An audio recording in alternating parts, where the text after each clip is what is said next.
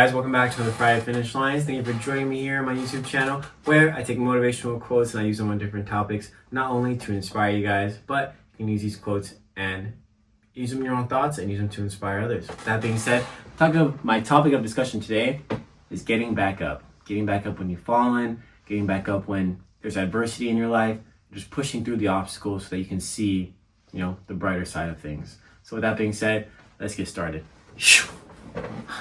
Alright guys, start you guys off with my first quote. It comes from Dieter, I don't know how to say the middle name, F. Uchtdorf. He says, it is your reaction to adversity, not the adversity itself, that determines how your life story will develop. I like this one because it's this idea that when the going gets tough, the tough get going. It's this idea that through adversity, through trials and tribulations, through obstacles, we find ourselves pushing through no matter what. And this kind of comes to, your own self-drive, your own self-resilience. What do you have in your mind that pushes you through these obstacles? Because at the end of the day, when you are faced with adversity, when you are faced with these life-changing moments, it's you.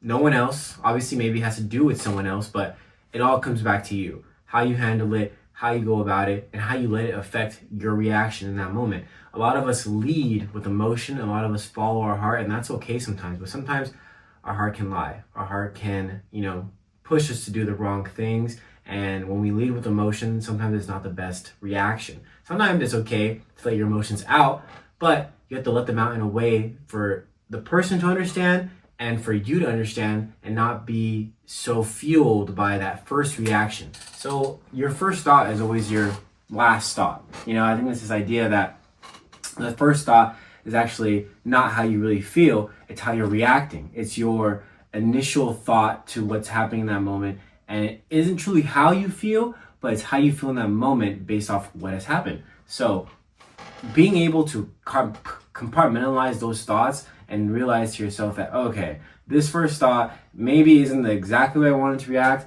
but hey, let's take a minute, take a step back, think it over. You know what? Maybe I was overreacting. Now let us come at this in a way that I can control the situation. I can, have it maybe come out the way I need it to be, and also be heard in a way that is mature and comes across to that other person very well, and also comes across to me in a way that I feel mature. I feel like I've, let it out in the most professional way, because when you do react on that first initial thought, I guarantee you feel yourself being like, oh man, maybe I shouldn't have reacted that way. Maybe I shouldn't have put it out there like that. So your reaction to adversity is always going to determine how your life will play out. So if you're reacting emotionally and you're always going about it, recklessly, then that's how you're going to go about every situation in life. But if you go about it like, oh, wait, hold on.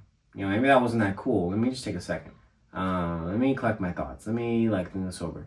Then you'll start to realize that those adverse moments not only do they become more easy to go about, but maybe they start happening less because of the trajectory of your life and because of the choices that you continue to make after that, because they are more mature, they're more thought out choices. So my last quote for you guys comes from Nelson Mandela. He says, "Do not judge me by my success. Judge me by how many times I fell down and got back up again." I always like this because it's always this idea that, everyone wants to know how you did it, but no one ever wants to do. Everyone wants to know how you did it, but no one ever wants to go through that.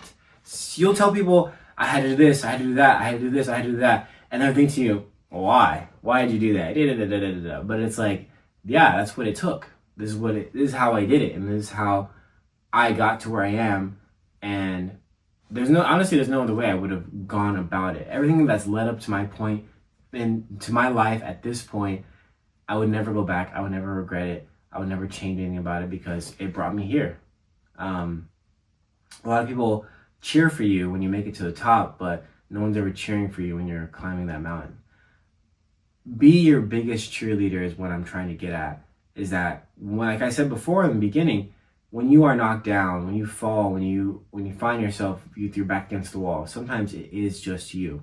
And in those moments where it's just you, are you able to rely on your own self resilience, your own self inner monologue, are you able to rely on that as heavily as you would be able to rely on maybe someone else helping you or someone else coaching you? Because at the end of the day, it's you. And it's up to you to make this life what you want it to be. It's up to you to push this life to be where you want it to be. And, you'll meet friends along the way. You'll create relationships along the way. And those will flourish in those moments. But at the end of the day, it's just you. Can you depend on yourself? Can you look at yourself in the mirror and say, if I fall, I'm going to be the one to pull myself back in? Can you feel yourself doing that? These are the questions you got to ask. Awesome. Thank you guys for joining me here on my YouTube channel where I take motivational quotes and use on different topics. Go ahead and follow me on my Instagram where I post reels every other week or so. And, I don't really post on TikTok, but, if you want to follow me on there too, go ahead. Snapchat, don't add me on Snapchat. But with that being said, I wish you guys all the best. I feel loved. I feel blessed. And I'm excited to see what this next, half of the year has in store for me. And I hope you feel that same way about your life. I know the world is probably crazy right now, and there's just so much going on. War, starvation, free Palestine, free Ghana, free the Congo. Just, this world needs some healing. And, I know God is with us, and He is working. And, whatever's happening in this world will get better. I do believe that. But there will always be bad, and there will always be good. That's just the way it works. All right? Drink your water. Stay safe. See you next week.